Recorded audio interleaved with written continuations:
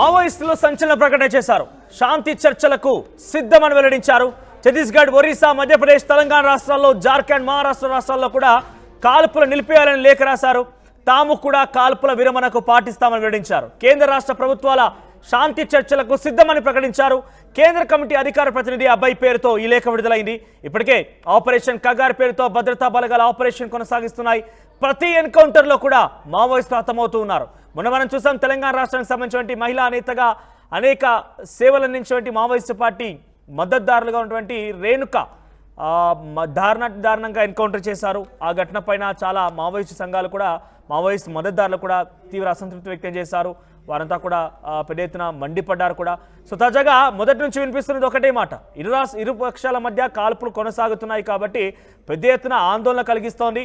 So మేము కాల్పుల విరమణకు సిద్ధంగా ఉన్నాం, మీరు కూడా కాల్పులు విరమించండి, శాంతి చర్చలకు సిద్ధంగా ఉన్నామని చెప్పి మావోయిస్టు నుంచి లేఖ రావడంతో కొంత ఆసక్తి రేపుతోంది. మరి శాంతి చర్చలపైన కేంద్ర రాష్ట్ర ప్రభుత్వాలు ఎలా రియాక్ట్ అవుతాయో చూడాలి. దీనిపై మరిన్ని అప్డేట్స్ ఉదయం అందిస్తారు. ఉదయ్, వరుస ఎన్కౌంటర్లు జనవరి 1, 2025 నుంచి మొదలుకుంటే ఈ రోజు వరకు 2 ఏప్రిల్ 2025 వరకు కూడా సుమారుగా ఇప్పటికే కొన్ని వందల సంఖ్యలో, 100కు పైగా సెంచరీ దాటేసింది, మావోయిస్టులు హతమయ్యారు. ఈ నేపథ్యంలో ఒకసారిగా మావోయిస్టు ఆలోచన చేస్తున్నారనుకోవాలా. మొన్నటికి మనం చూసాం, కొత్తగూడెం ఆ ప్రాంతాల పరిసర ప్రాంతాల్లో కూడా సుమారుగా 90 మంది మావోయిస్టులు, అటు మహారాష్ట్రలో కూడా చాలామంది మావోయిస్టులు ప్రభుత్వంతో చర్చలు జరిపి వాళ్ళు జనజీవన స్రవంతిలోకి వచ్చేసారు, మావోయిజాన్ని వదిలేశారు. ఇక్కడ తెలంగాణలో కూడా కొంతమంది ఇప్పటికే మావోయిజాన్ని వదిలేశారు. సో వీరంతా కూడా అడవి బాట నుంచి బయటకు వస్తున్నారు. కానీ ఇంకా చాలామంది రావాల్సిన అవసరం ఉందనేటువంటి ఒక డిస్కషన్, ఒక సెన్సేషన్ అయితే ప్రభుత్వంలో కనబడుతోంది. అయితే ప్రాణాలు కోల్పోతున్నాం అనేటువంటి ఆ భయంలోనే మావోయిస్టులు లేఖ రాశారనుకోవాలా?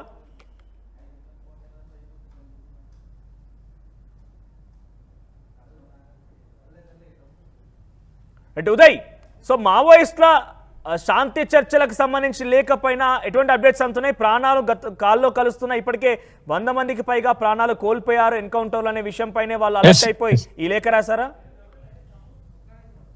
Yes Manoj, operation Prahar, operation Kagar పతాక స్థాయికి చేరుతున్న తరుణంలో సిపిఐ మావోయిస్ట్ పార్టీ ఒక సంచలనమైనటువంటి లేఖను విడుదల చేసింది. అధికార ప్రతినిధి అభయ్ పేరిట సిపిఐ మావోయిస్ట్ పార్టీ నుంచి ఒక సీరియస్ గా ఒక లేఖ అయితే ప్రస్తుతం మీడియా అయితే అందిందని చెప్పుకోవాలి. ప్రస్తుతం అభయ్ పేట ఈ లేఖ విడుదలైంది. ఈ లేఖలో కాల్పుల విరమణకు తాము సిద్ధమంటూ కూడా సిపిఐ మావోయిస్ట్ పార్టీ సంచలనమైనటువంటి ప్రకటన చేసింది. ఎందుకంటే మధ్య భారతంలో జరుగుతున్నటువంటి మారణ హోమం పట్ల అటు దేశవ్యాప్తంగా విస్తృతమైనటువంటి చర్చ జరుగుతుంది. ఇప్పటికే సిపిఐ మావోయిస్ట్ పార్టీకి చాలా తీవ్రమైనటువంటి నష్టం వాటిల్లింది. కేంద్ర కమిటీ సభ్యులు కూడా ఇటీవల అనేక ఎన్కౌంటర్ ఆపరేషన్ లో ఆ పార్టీ కోల్పోతుంది. సుమారు 15 నెలల్లో 400 మందికి పైగా కార్యకర్తలను కావచ్చు, శ్రేణులను, పిఎల్జీఏ సభ్యులను ఆ పార్టీ కోల్పోయినట్లు ఇటీవల విడుదల చేసినటువంటి లేఖలో అయితే మావోయిస్ట్ పార్టీ చాలా స్పష్టంగా పేర్కొంది. అయితే ఒక శాంతి చర్చలను ఏర్పాటు చేయాల్సినటువంటి సమయం ఆసనమైనట్టు కూడా సిపిఐ మావోయిస్ట్ పార్టీ అభిప్రాయపడుతున్నట్లు ఆ లేఖలో స్పష్టంగా ఒక అభిప్రాయం అయితే వ్యక్తమవుతుంది. గతంలో ఎన్నడూ లేని విధంగా ఇటువంటి లేఖను సిపిఐ మావోయిస్ట్ పార్టీ విడుదల చేయడం వెనుక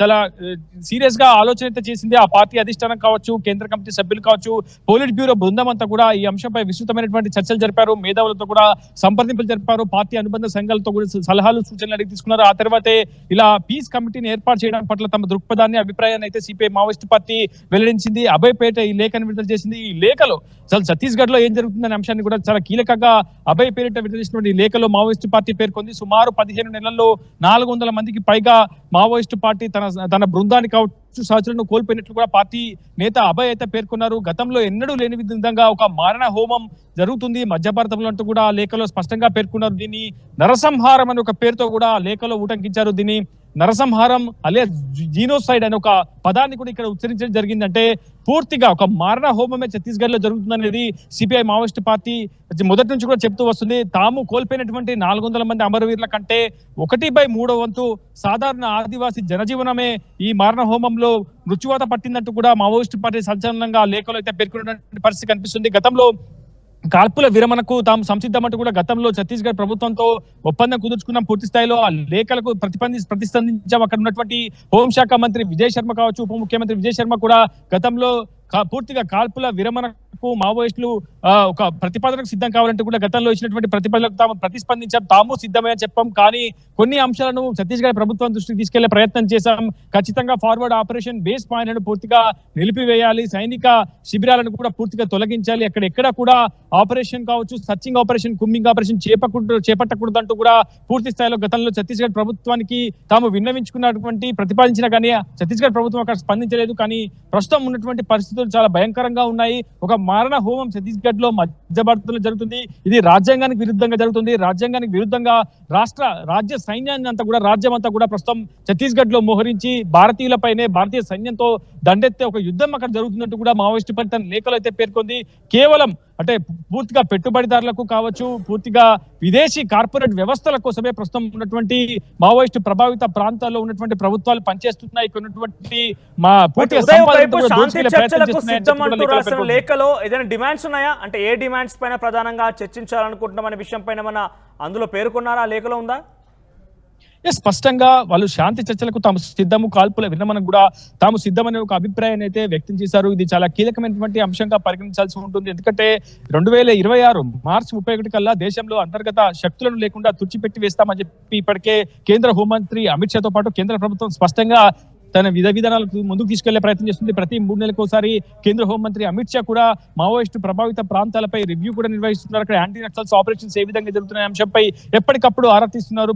ప్రత్యేకంగా ముఖ్యమంత్రులతో కూడా ఇటీవల కేంద్ర హోంమంత్రి అమిత్ షా కూడా భేటీ అయ్యారు. ఖచ్చితంగా 2026 మార్చి 30 కల్లా మావోయిస్టులను తుడిచిపెట్టి వేస్తామని చెప్పి కూడా మొదటి నుంచి కూడా కేంద్ర ప్రభుత్వం చెప్తుంది. ఈ నేపథ్యంలో అక్కడ ఆపరేషన్స్ పతాక స్థాయికి చేరుతున్నాయని చెప్పుకోవాలి. ప్రతి వారంలో సుమారు 30 మందికి పైగా మావోయిస్టులను ఆ పార్టీ కోల్పోతుంది. పిఎల్జీఏ దళాలను కూడా విస్తృతంగా కోల్పోతుంది. క్షేత్రస్థాయి బృందం నుంచి అటు అత్యున్నతమైనటువంటి క్యాడర్ ను కూడా మావోయిస్టు పార్టీ కోల్పోయింది. ఇటీవల చలపతి లాంటి కేంద్ర కమిటీ సభ్యుడిని కూడా ఎన్కౌంటర్ లో కోల్పోవడం మావోయిస్టు పార్టీకి చాలా చేదు అనుభవాన్ని, తీవ్రమైనటువంటి నష్టాన్ని అయితే మిగులుతుంది. ఈ నేపథ్యంలో అటు వ్యూహాత్మకం అనుకోవచ్చు, లేదంటే ప్రజల నుంచి సానుభూతి కూడా దక్కించుకునే ప్రయత్నం కావచ్చు. ఏది ఏమైనప్పటికీ అక్కడ జరుగుతున్నటువంటి మారణ హోమం పట్ల మావోయిస్టు పార్టీ చాలా సీరియస్ గా రెస్పాండ్ అని చెప్పుకోవాలి. ఒక ప్రతిపాదనను గతంలో రామకృష్ణ హయాంలో ఇటువంటి ప్రతిపాదనను వైఎస్ ముఖ్యమంత్రిగా ఉన్న హయాంలో రామకృష్ణని పిలిపించి కూడా మావోయిస్టు పార్టీ ద్వారా చర్చలు జరిపే ప్రయత్నం చేశారు. కాల్పుల విరమణకు సిద్ధం కావాలని కూడా వైఎస్ హయాంలో కొంత చర్చలు జరిగాయి. కానీ ఆ చర్చలు పూర్తి స్థాయిలో సఫలం కాలేదు. ఆ తర్వాత మళ్ళీ చాలా పెద్ద ఎత్తున మావోయిస్టు పార్టీకి నష్టం పడింది. కానీ మళ్ళీ ఇప్పుడు ప్రస్తుతం అబ్బాయి విడుదల చేసినటువంటి లేఖలో చాలా స్పష్టంగా మావోయిస్టు పార్టీ తన విధి విధానాలను పేర్కొంది. ఖచ్చితంగా అటు మధ్య భారతమైనటువంటి ఛత్తీస్గఢ్ రాష్ట్రంలో ఏర్పాటు చేసినటువంటి సైనిక శిబిరాలన్నింటినీ కూడా తొలగించి వేయాలి. సర్చింగ్ ఆపరేషన్, కూంబింగ్ ఆపరేషన్ తక్షణమే నిలిపివేయాలి. ఖచ్చితంగా ఈ అంశాలను పాటిస్తే తాము కాల్పుల విరమణ సిద్ధం, చర్చలకు సిద్ధం, శాంతి చర్చలకు తాము పూర్తి స్థాయిలో మద్దతు పలుకుతామని చెప్పి కూడా పెద్ద ఎత్తున సిపిఐ మావోయిస్టు పార్టీ తను విడుదల చేసినటువంటి లేఖలో పేర్కొంది. ప్రస్తుతం తాను చేసినటువంటి ప్రతిపాదనలకు యువత, మేధావులు, మీడియా, జర్నలిస్టులు కావచ్చు, పూర్తిగా ప్రజా సంఘాలన్నీ కూడా మద్దతు పలకాలని కూడా చాలా పెద్ద ఎత్తున ఒక అభిప్రాయాన్ని అయితే మావోయిస్టు పార్టీ వ్యక్తం చేస్తున్న పరిస్థితి కనిపిస్తుంది. ఇప్పటికే గడిచిన ఏడాది మావోయిస్టు పార్టీ అంటే ఈ శాంతి చర్చల్ని ప్రభుత్వాలు తీసుకునే అవకాశం ఉంది. చాలా క్లియర్ గా మావోయిజం లేకుండా చేస్తాం, 2026 కల్లా మావోయిజం అంతం చేస్తామని కేంద్ర హోంమంత్రి అమిత్ షా మాత్రం పట్టుకొని ఉన్నారు. ఎట్టి పరిస్థితిలో కూడా దాన్ని ఫుల్ఫిల్ చేసుకునేటువంటి అవకాశం కనబడుతోంది. చాలా వరుసగా ఎన్కౌంటర్లు చోటు చేసుకుంటున్నాయి. సో ఈ వరుస ఎన్కౌంటర్ నేపథ్యంలో కొంత మావోయిస్టు కూడా అలర్ట్ అయిపోయి ఇప్పుడు శాంతి చర్చలకు సిద్ధమయ్యారు. అయితే ఈ శాంతి చర్చల నేపథ్యంలో ప్రభుత్వం అంగీకరిస్తుంది అనుకోవాలా? ఈ శాంతి చర్చలకి సిద్ధంగా ఉందా ప్రభుత్వం?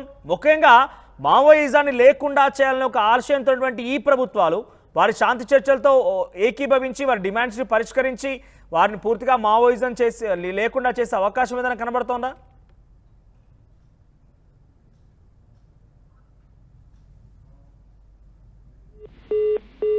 రైట్ ఉదయ్, ఓవరాల్గా మావోయిస్ట్ నేత అభయ్ పేరుతో ఒక లేఖ విడుదలైంది. శాంతి చర్చలకు సిద్ధంగా ఉన్నాం, కాల్పుల విరమణకు సిద్ధంగా ఉన్నాం, మీరు కూడా కాల్పు విరమించండి, కేంద్ర రాష్ట్ర ప్రభుత్వాలతో శాంతి చర్చలకు మేము సిద్ధంగా ఉన్నామంటూ లేఖ విడుదలైంది. మరి శాంతి చర్చల్ని కేంద్ర రాష్ట్ర ప్రభుత్వాలు ఎలా తీసుకుంటాయో చూడాలి. మరిన్ని అప్డేట్స్ మా ప్రతినిధి ఆదిలాబాద్ నుంచి రవినాయక్ అందిస్తారు. రవినాయక్, సో ఈ లేఖ సంచలనంగా మారింది. ఇప్పుడు శాంతి చర్చలకు సిద్ధంగా ఉన్నామంటూ లేఖలో పొందుపరిచారు. సో శాంతి చర్చలకి ఏ మేర వాళ్ళ కోరికని ఇటు కేంద్ర రాష్ట్ర ప్రభుత్వం ఎలా తీసుకోవచ్చు? మనోజ్, ఈ ఏదైతే లేఖ రిలీజ్ చేసిందో ఈ లేఖ ఒక రకంగా బిగ్ బ్రేకింగ్ అండ్ సంచలనం అని చెప్పుకోవచ్చు. అయితే వాస్తవికాలు ఒకసారి పూర్తిగా పరిశీలన చేస్తే మావోయిస్టు పార్టీ ఇప్పుడున్న పరిస్థితి ఏంటి, అంతకుముందున్న పరిస్థితి ఏంటి, ఏ రాష్ట్రాల్లో మావోయిస్టు పార్టీ విస్తరించింది, ఈ అంశంలో చాలా క్షుణ్ణంగా ఆలోచించిన తర్వాతనే ఈ లేఖ రిలీజ్ చేసినట్టు మనం ఒకసారి చూస్తే తెలిసింది. మనకున్న సమాచారం కూడా పక్కాగా అంటే 2024 హైదరాబాద్ లో మార్చిలో దీనికి సంబంధించి రౌండ్ టేబుల్ సమావేశం జరిగింది. ఈ రౌండ్ టేబుల్ సమావేశంలో ప్రధానమైన కొంతమంది పాల్గొన్నారు. ఎవరైతే హక్కులకు సంబంధించిన నేతలు కావచ్చు, తెలంగాణ నుంచి, ఛత్తీస్గఢ్ నుంచి, అదే విధంగా పలు రాష్ట్రాల నుంచి కొంతమంది పాల్గొన్న పరిస్థితి. దాంట్లో ఛత్తీస్గఢ్ నుంచి పాల్గొన్న ప్రధానమైన నేత, హక్కుల నేత, సీనియర్ అడ్వకేట్ బేర్లా భాటియాతో మొదలుకొని మన దగ్గర వరవర్రావు, అదేవిధంగా పాణి, ఇట్లా కొంతమంది హక్కులకు సంబంధించిన ప్రధాన నేతలు అంటే ప్రాణితో పాటు చంద్రశేఖర్, ఇలా పలువురు రౌండ్ టేబుల్ సమావేశంలో పాల్గొన్నారు. ఈ రౌండ్ టేబుల్ సమావేశంలో ప్రధాన చర్చ జరిగింది. ఆ చర్చ ఏంటి?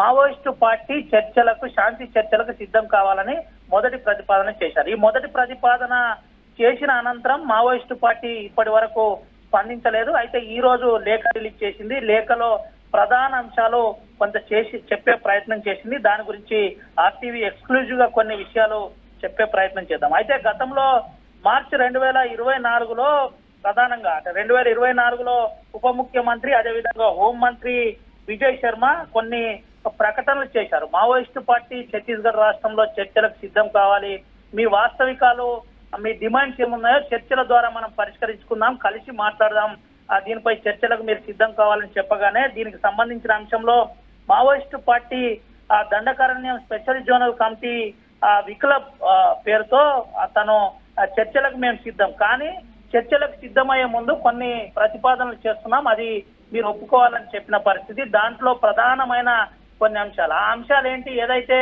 ఆ మధ్య భారతంలో ఇటీవల కాలంలో పెట్టిన కొత్త క్యాంపులు ఏదైనా అది ఎత్తివేయాలి, క్యాంపులు ఏర్పాటు చేసిన వారు ఆ క్యాంపుల్లోనే ఉండి బయటికి వెళ్లకుండా చూసుకోవాలి, దాని అనంతరం చర్చలకు మేము సిద్ధమవుతామని మావోయిస్టు పార్టీ కూడా గతంలో 2024లో ప్రకటించిన పరిస్థితి. అనంతరం మళ్ళీ ఆ మావోయిస్టు పార్టీ చెప్పిన తర్వాత ఇప్పటి వరకు ఎక్కడ కూడా మళ్ళీ ప్రభుత్వం తరఫున ఎటువంటి రిప్లై రాలేదని ఈ లేఖలో ప్రధానంగా వివరించే ప్రయత్నం చేశారు. ఈ లేఖలో ప్రధాన అంశాలు కొన్ని చెప్పే ప్రయత్నం చేశారు. కగార్ పేరుతో 1/3% లో చనిపోతుంది ఆదివాసులు, అంటే 1/3 వంతు చనిపోతున్నది ఆదివాసులు. దాంట్లో 25% ఆదివాసీ ప్రజలు చనిపోతే దాదాపుగా 400 మంది పలు దాడుల్లో ఉన్న కమాండోలు చనిపోయారు, గెరిల్లా ఆర్మీ చనిపోయిందని ఈ లేఖలో చెప్పే ప్రయత్నం చేశారు. ఇది ఒక రకంగా జీనోసైడ్, మళ్ళీ చెబుతున్నా, ఇది ఒక రకంగా జీనోసైడ్, నరహింసగా మేము భావిస్తున్నామని పార్టీలో ప్రధానంగా చెప్పిన పరిస్థితి. అయితే ఈ రోజు రిలీజ్ అయిన లేఖలో కొన్ని ప్రధాన అంశాలు కూడా పొందుపరిచే ప్రయత్నం చేశారు. మేము ఏదో భయపడి కాదు, పలు ప్రాంతాల్లో మా పార్టీ బలంగా ఉంది, ఈ అంశం అందరికీ తెలిసిందే. ముఖ్యంగా ఛత్తీస్గఢ్ కావచ్చు, జార్ఖండ్ కావచ్చు, అదేవిధంగా తెలంగాణ నుంచి పలు ప్రాంతాల్లో కామ్రేడ్లను ప్రధానంగా ఇటు ఎన్కౌంటర్ల పేరుతో చంపేస్తున్నారు. దీన్ని మేము తీవ్రంగా ఖండిస్తున్నాం. ఇప్పటికైనా మేము ఏదైతే శాంతి చర్చల కమిటీ చెప్పినట్టుగా మేము చర్చలకు సిద్ధంగా ఉన్నాం, అంటే కేంద్ర కమిటీ స్థాయిలో మొదటిసారిగా స్పందించిందని కూడా చెప్పుకోవచ్చు. ఇలాంటి అంశాల్లో ప్రధానంగా మా సైడ్ నుంచి మేము సిద్ధంగా ఉన్నాం. శాంతి చర్చల కమిటీకి సంబంధించిన అంశంలో కూడా ఏం చెబుతారనే దాని మీద ఇప్పుడు కొంత సందిగ్ధత ఉంది. అయితే ఇదంతా కూడా అంటే మనోజ్, మనం ప్రధానంగా చెప్పదలుచుకుంది ఒకటే, అది ఏదైతే ఈ అంశం ఉందో ఈ అంశం అంతా కూడా హైదరాబాద్ కేంద్రంగా చర్చలు సంబంధించిన శాంతి చర్చల కమిటీ సంబంధించిన అంశంలో ఇదంతా జరిగిన పరిస్థితి. దీన్ని స్వాగతిస్తున్నామని కేంద్ర కమిటీ స్థాయిలో అధికార ప్రతినిధి ప్రకటించడం కూడా ఒక రకంగా ఇప్పుడు సంచలనంగా మారింది. అయితే ఇది చెబుతూ మరో విషయం కూడా చెప్పే ప్రయత్నం జరిగింది.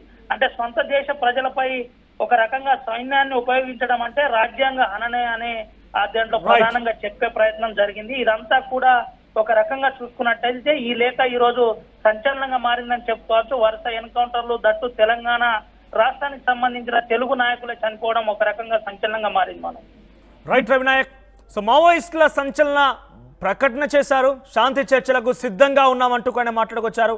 సో శాంతి చర్చలకు సంబంధించి మరి కేంద్ర రాష్ట్ర ప్రభుత్వం ఎలా రియాక్ట్ అవుతాయో చూడాలి. ఇప్పటికే ఈ జనవరి 2025 నుంచి అంటే ఈ సంవత్సరం 2025 సంవత్సరం మొదటి నుంచి కూడా ఇప్పటి వరకు సుమారుగా 100 మందికి పైగా మావోయిస్టులు హతమయ్యారు, ఎన్కౌంటర్లో దుర్మరణం పాలయ్యారు. వారందరికి సంబంధించి మనం వరుసగా చూస్తూనే ఉన్నాం. రోజుకొక దండకార్యంలో దద్దరినటువంటి ఆ వార్తలు మనం వింటూనే ఉన్నాం. ఈ నేపథ్యంలో శాంతి చర్చలకు సిద్ధంగా ఉన్నామంటూ మావోయిస్టులు ప్రకటన విడుదల చేయడంతో ఈ ప్రకటనని కేంద్ర రాష్ట్ర ప్రభుత్వం ఎలా తీసుకుంటాయో చూడాలి మరి.